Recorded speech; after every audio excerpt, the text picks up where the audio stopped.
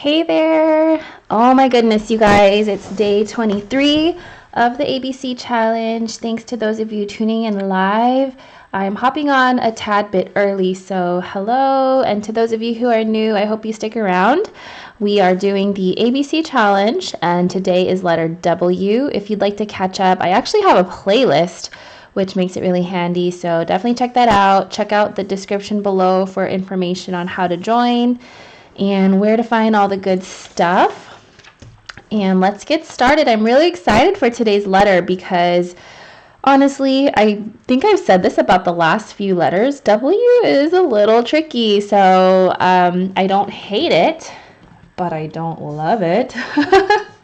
So I'm excited to share these two versions with you, and this fun one inspired by my calligraphy sister, Nina. So let's go ahead and start with the lowercase. So hi everyone for joining in. Letter W is an extension of the U.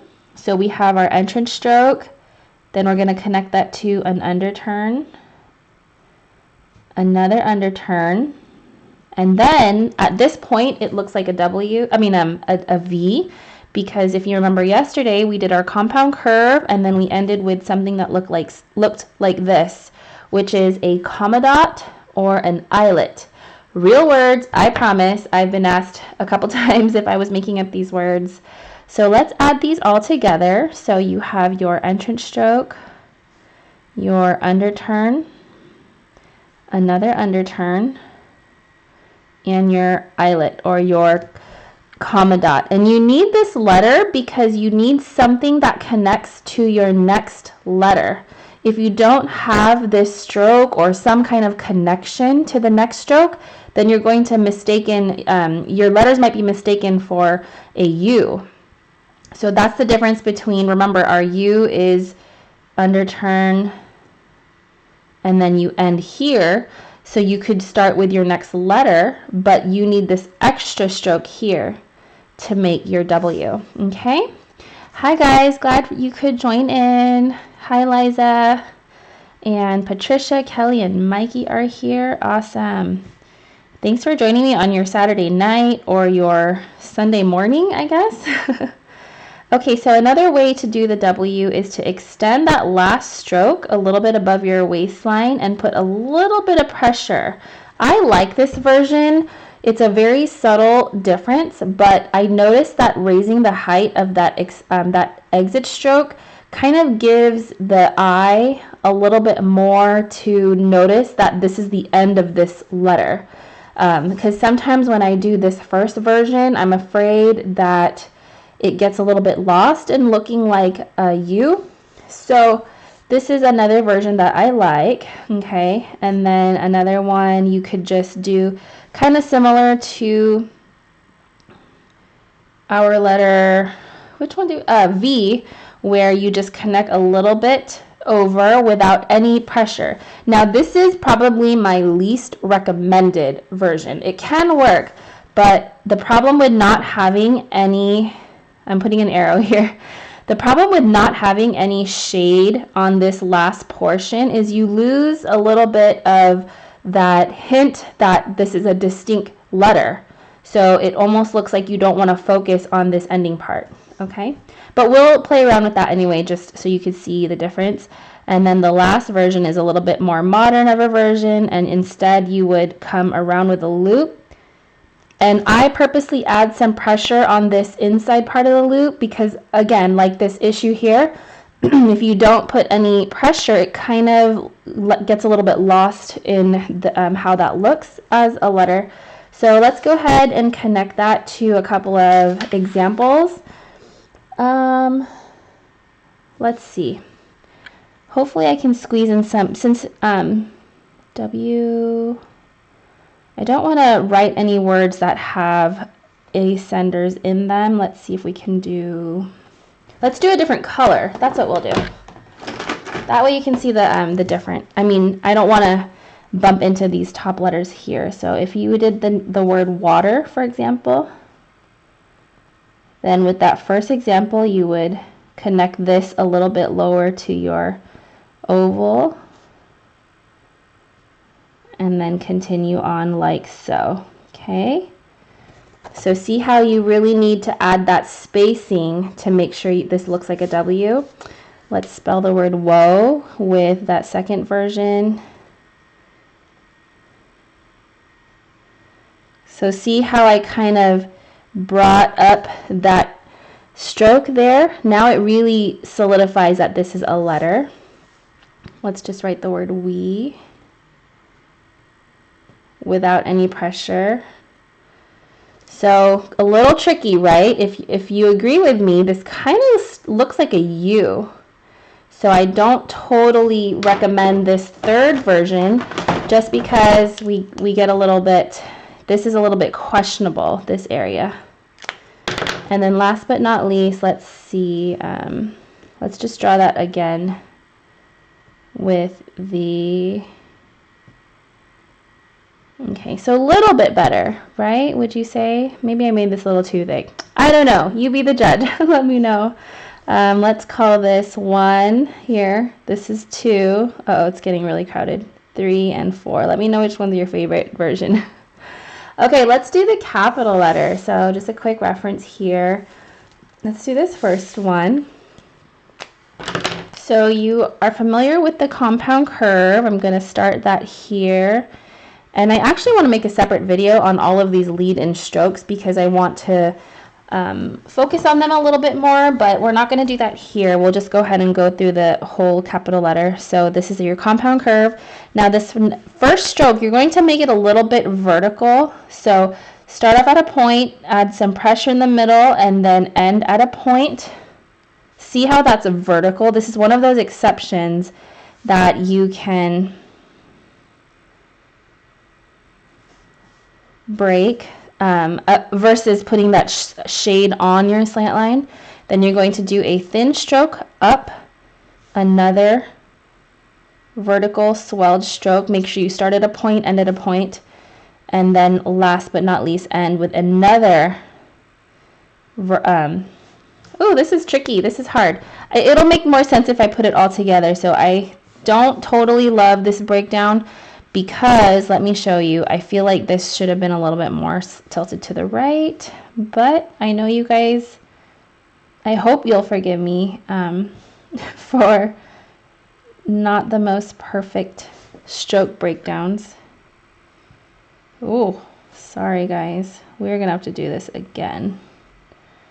Okay, does that make sense? So see how I have this first vertical stroke, then a hairline, then another vertical stroke, and then a second hairline. So if we can break this down a little bit more, it's important to note that these strokes, the thick swelled strokes, are parallel. And then, as you can imagine, the thin strokes here, these are parallel. That is key. Okay, so that's a way to make sure that your W will look okay. So here's my compound curve, here's my first vertical swelled stroke, my hairline. Took me a little while to warm up, but hopefully that makes sense. And then you could try a different lead-in stroke, like a hairline that just is a little bit of a compound curve. And when I say compound curve, just because it changes direction. See that? Okay.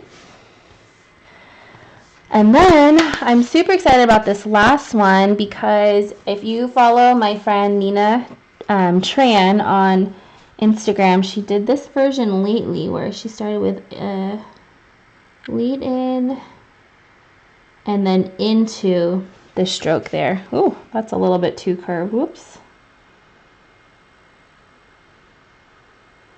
So a little bit going on here, but I transitioned from this loop into that first swelled stroke. We are totally doing this again, but I'm going to also take this chance to go through the name request that I asked for on Instagram, you guys. So not trying to make you dizzy, but let's do some names. Okay, Wanda. So let's do, actually I need a name that doesn't have any ascenders, sorry. Winona, okay. So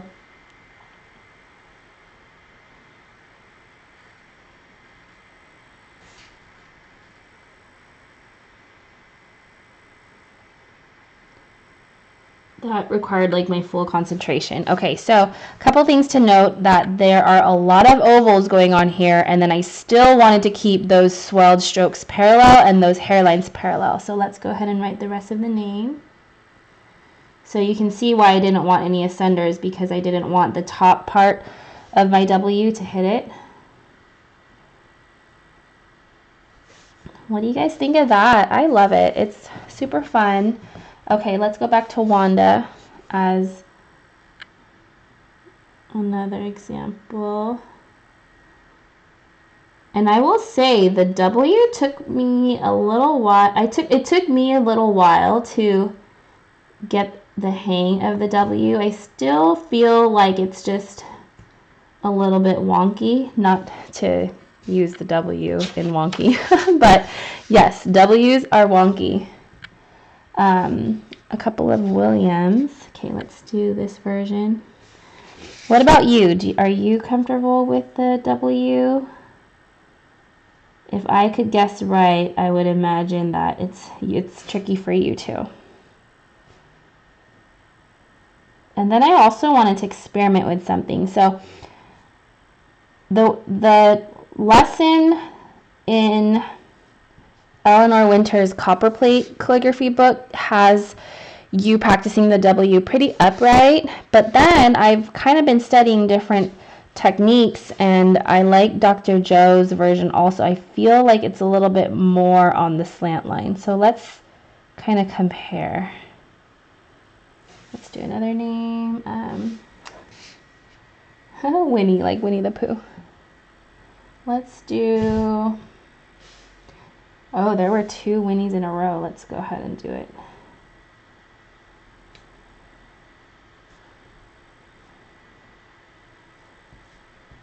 Okay, so notice the difference. I'm going to hold this totally straight on.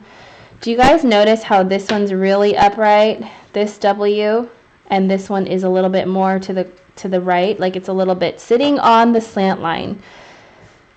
Personally, I'm leaning toward the on the slant line a little bit more. So let's go ahead and do more examples on the slant line.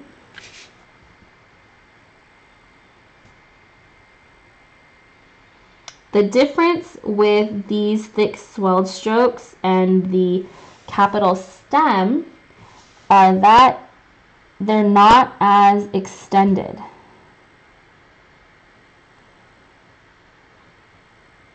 So here's what I mean. If you remember the capital stem, I better charge my battery.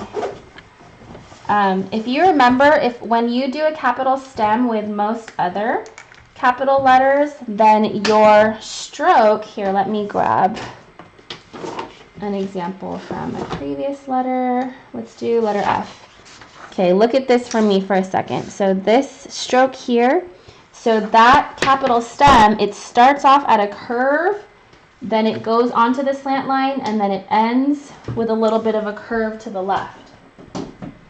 So the difference with the W is it's not as elongated, right? Does that make sense?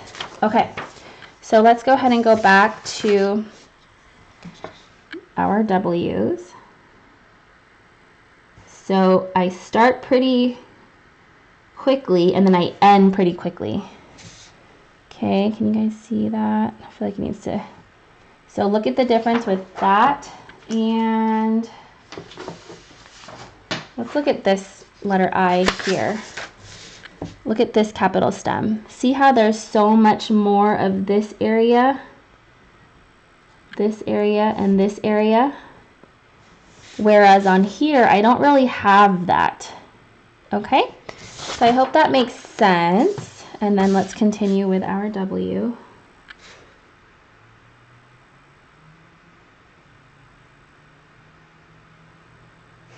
All right, I don't know where that was taking me, but I just went with it. Okay, let's do Winston.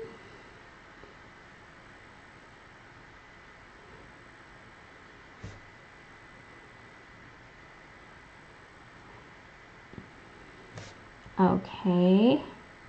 Oh, look, how cool is that? I tried to kind of copy this ending part of the W. Hope that's not too crazy. Okay, oh, Wakita, and someone said here, Wakita means beautiful flower in India, so that's nice. So let's go ahead and do that one. And I'm really itching to do one more of that Nina version, so let's do that one after this.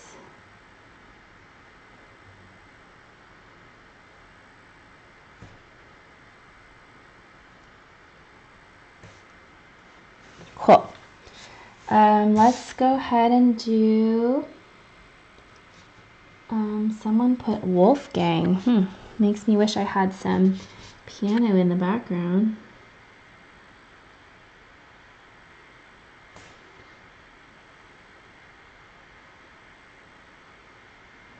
Oh, you know what? This isn't going to work with Wolfgang. I'm going to have to do another one that has just all lowercase. Let's do Warren.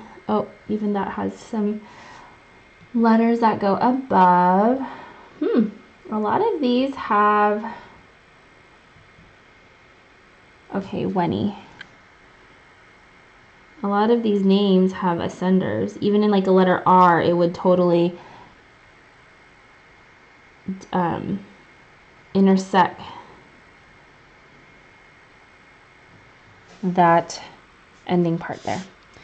Okay, so how are you guys doing? Yeah, let's do a bounce lettering. Someone suggested. What's your name?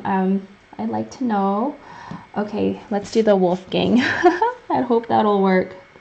It's a pretty long.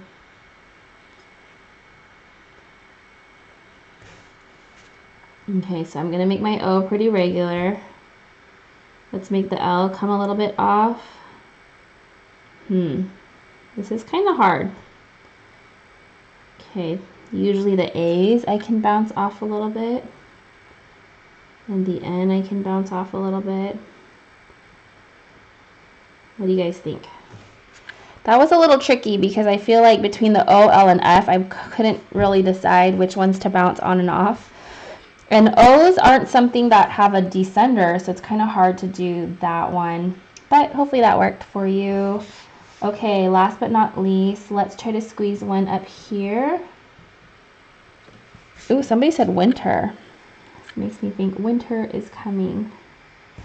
I do not watch Game of Thrones, but I do know that reference. Let's see if I can do bounce lettering with winter. W N T E R.